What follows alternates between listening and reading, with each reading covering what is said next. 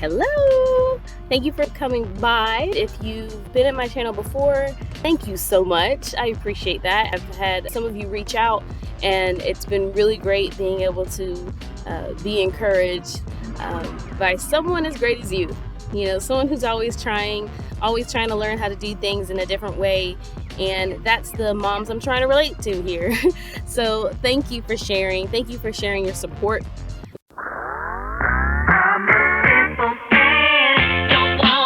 We work so hard in life, and it's really enjoyable to work hard, you know, and to see good for your hard work. And it's oftentimes we could see good for how much we do, and we could appreciate the work that we put in if we give ourselves, if we can untie that anchor around our neck saying, well, you didn't get that done today. Well, that was on the plan list and you didn't get it done. You need to do better tomorrow. Look at all that you did. What did you accomplish? Are the kids fed? Are they alive? Are they safe? These are our purposes. So plan according to your purpose, but don't let your plan be your purpose.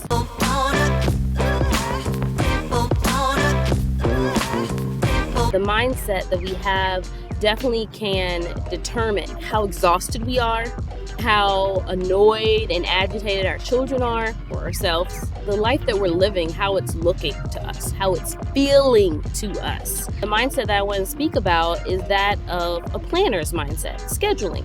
As moms, of course, we will recommend to any new mom, start a schedule, start a plan. And that's true. This is the concern.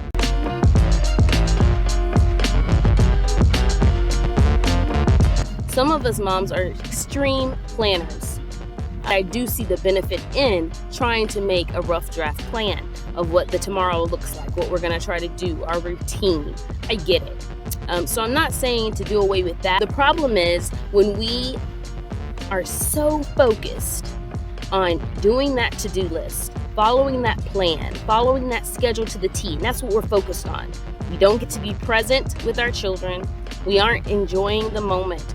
We are forgetting the purpose and the reason we put the plan together in the first place, which was supposed to be to give us peace, right? to free our mind space a little bit, because now we know what needs to be done tomorrow, right? That's why we created it. Unfortunately, some of us are hyper-focused. I am a hyper-focuser. And we already have so much going on that we're like, okay, a plan, great. And we clutch that plan and it just about chokes us. That exhaustion you're feeling, you're choking.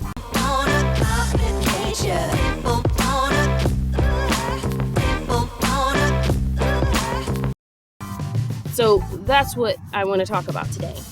So when you're so focused on the plan, you're forgetting that purpose, you forget just to be. You forget the experience during the whole game that you've now cursed yourself for being late to, the activity that you had to reschedule, and now you're beating your head up against a figurative wall. You know, all of that is keeping you from feeling the moment of joy that you can experience about what you've accomplished today. You work so hard. Moms, we work so hard to do the best we can. And oftentimes we can start thinking about what the best we can looks like versus what it truly is, right? What does it mean to do the best we can? It means that we have a purpose for our children. We have a purpose for ourselves of what we can give. We see that purpose, right? What is your point in doing what you're doing, your activity?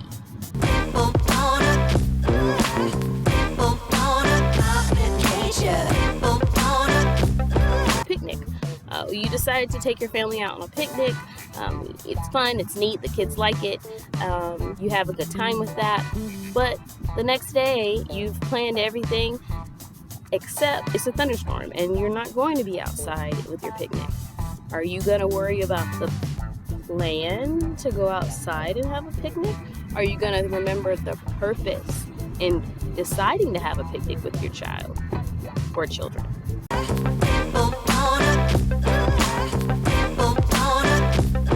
The purpose was they liked the idea of eating in a different style. Then you realize when you have that purpose mindset, you realize I'm going to have the picnic inside.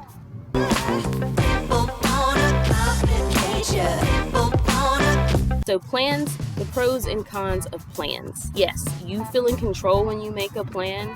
You know what steps you're trying to complete. You have hope that those steps will help you get to your purpose in the day. But the con, you just feel in control. You're fooling yourself. And so when things don't go according to your plan, guess who's going to be stressed out? Not only you, but the children. Number 2, you often get frustrated throughout your day because you're just so focused on the different steps in your plan. Let me give you an example of what that looks like. Your kid is in whatever activity they're in, and you have to get them on time.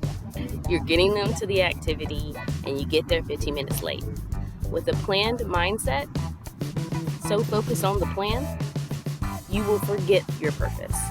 Whatever it is that you want them to learn from taking them to that location, right? And want them to receive from that experience, you've forgotten all about that. All you can remember is, now we're late. Oh my goodness, if you could have put your shoes on quicker. If I could have done this better. Oh my goodness, I'm doing so much work to get here and still didn't do it. Man, that's kind of the attitude you end up with when you only focus on the plan. You have to remember your purpose. This is what a purpose mind sounds like. 15 minutes behind schedule and we made it. Good job. Yes, let's go. Oh, you're going to have a great piano lesson. Oh, you're going to do great in that baseball game. Yes, we're here 15 minutes in time for the dentist appointment. They're going to take us in anyway. That's great. Whatever it is, you have to think with the purpose. What if you get there and you miss it? You miss what you were proposing to do, what you were trying to do that day. Ask yourself, well, what's the purpose of this? Why am I scheduling us to do that right then and there? The plan is supposed to be flexible. The main point is our purpose.